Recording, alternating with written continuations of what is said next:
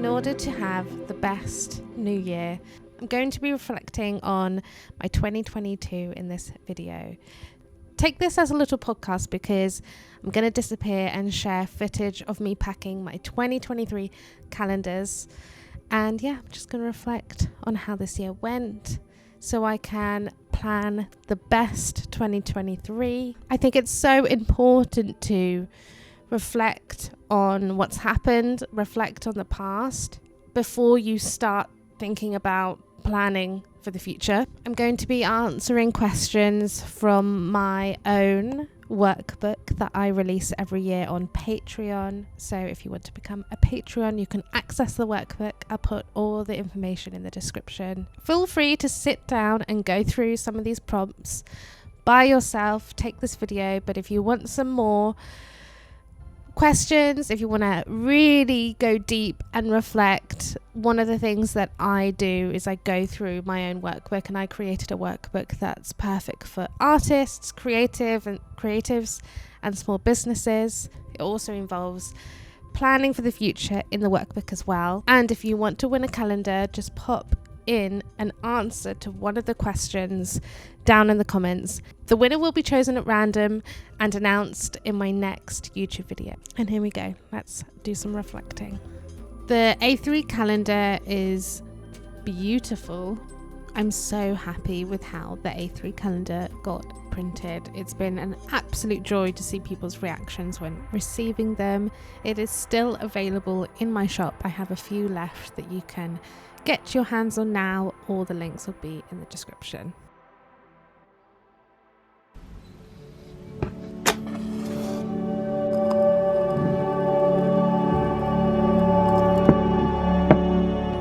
So here is the first question. What 3 things are you most proud of this year? Number 1 for me is I've taken the most holidays I've ever taken this year. And I really don't know how I was going to make that work because there were weddings that were cancelled because of COVID. So there was a lot of weddings this year. Plus also plans and holidays were just already in the pipeline. And I didn't know how I was going to make it work, but I made it work. And it just is a really great lesson for me that how having that balance not only makes me happier, so I work harder, but it makes me more productive. And it's just been such a big transformation. Like, it's been such a long journey from being a workaholic to how this year went. It just goes to show that it is really possible to do what you love and also have balance and enjoy yourself and have holidays and have time off. I've had the most balance I've ever had, and I'm really proud of that. Number 2 is I've also done a lot of chasing this year, chasing after what I want rather than just taking everything that came my way. And it's really scary and vulnerable to put yourself out there and to cold call people and tell them your ideas. But I've been really proud of myself that I've done the chasing rather than just doing whatever comes my way and being pulled in different directions. I feel like I've really started to figure out how I can reverse engineer what I want and the kind of creative projects that I want. Number 3 is I finally, in my personal life, feel like I've found the strength somehow, maybe because I turned 30, but I have finally been able to put some really important boundaries up and also walk away from people who have disrespected me. And, you know, I have a really big heart and I feel like I can easily be taken advantage of, or I can be very forgiving. And the reality is that when I turned 30, I realized I don't have time for this BS, and I can walk away from people if I want to. And that has been a really big turning point. And I'm really proud of myself for respecting myself enough to walk away from people who disrespect me.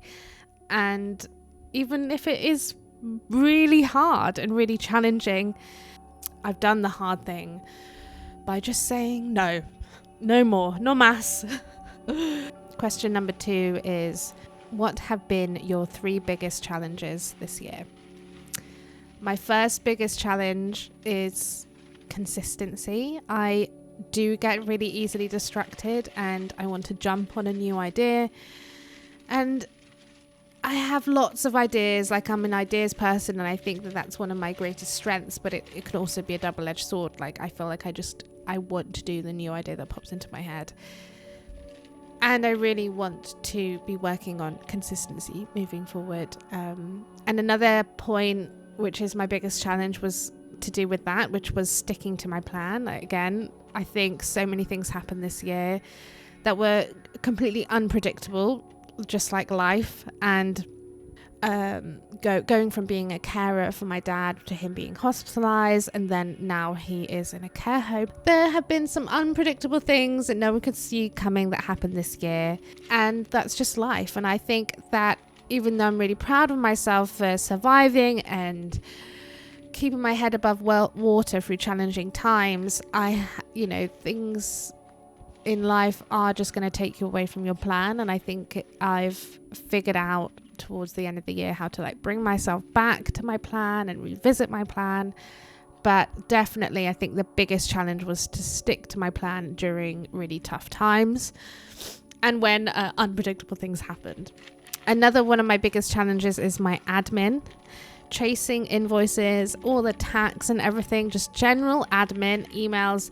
I do avoid it and procrastinate on it, and I'm always behind on it, and it's definitely a big challenge of mine. And all these things tie together because I have an idea and I just want to go 100% on that new idea rather than sticking to my plan, being consistent with what I want to be consistent in. And I think all these three things are connected. The next question is, what have you learned about yourself this year?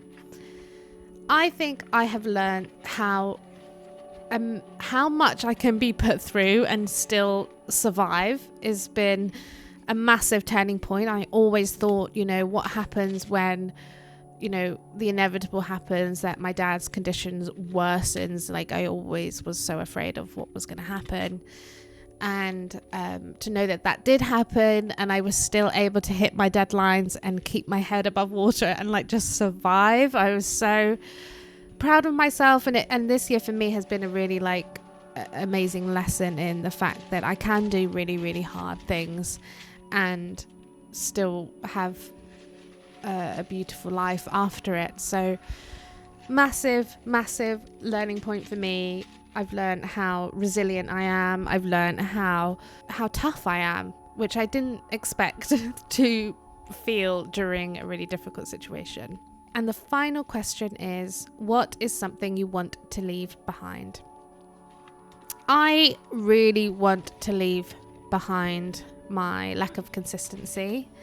And I also really want to leave behind the self-doubt that I have in myself. I want to leave behind my avoidance or procrastination tendencies, which I have really worked on this year.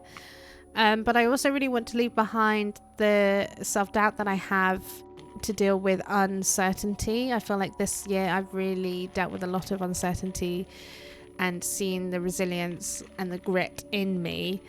And I really want to remember that. And I want to let go of the self-doubt for the future that I have. And I also want to leave behind this chaotic energy, but I do think I am a little bit chaotic. I want to keep the positive chaoticness and let go of the negative chaoticness. Other feelings I have from this year, I feel like I've had so many wonderful highlights. Some of my most treasured memories from this year have been going to Paris. It was such a cute little romantic trip that me and my partner took. And I really feel like, especially here on YouTube, I feel like something's clicked where I finally have found how to use YouTube with what I already do and what I already am trying to do offline. I feel like that's been a really big turning point. It's been realizing how to use YouTube within what I'm already doing. But I've had such a beautiful 2022, even though it has been also probably one of the hardest years of my life. I feel like simultaneously it's been one of the most beautiful ones, one of the most joyous ones, one of the most romantic ones. And it's just been a whole mixed bag of emotions, and I'm sure a lot of you feel the same way. And I'm really proud of this year. I'm really proud of myself for holding it together somewhat. I'm really proud of myself for letting myself feel all the emotions from the difficult things I went through. And I'm really proud of myself of sticking to things. Like, even though I said consistency, I wasn't so great, I did kind of pick myself up from failure time and time again, pick myself up from rejection time and time again. And I'm still here. I'm excited for 2023 to take what I've learned again from another year into a new year. I was born on the 23rd of March, and so I have a thing about numbers to do with my birthday. And obviously 2023, 23rd of March is the third month of the year. I have a weird feeling that this year is going to be a really special one. I feel like the year that I was 23, I had a grueling, difficult mental health crisis, but so much learning and conclusions came from that year. And I really feel like I had this weird special feeling about like this year, next year, the new year. I'm really excited. It gives me goosebumps to think about next year. I don't know why. And that is how I feel about this year. Thank you so much for watching. Thank you so much for my patrons who are here supporting me, and thank you so much to anyone who's clicked on a video, who's engaged in anything I put out this year. Honestly, it means the world. I'm so grateful, and I hope you're having a lovely end of the year, and I hope you have the best new year. Lots of love, and see you in 2023. Olive baby. Here we go. And Reggie's right behind me as well. Reggie, look at the little lump. Oh, Reg. Look, he's sleeping. If you want to win a calendar, just pop down an answer to one of the questions I went through in this video down in the comments, and I will select a winner at random, and it will be announced in my next upload.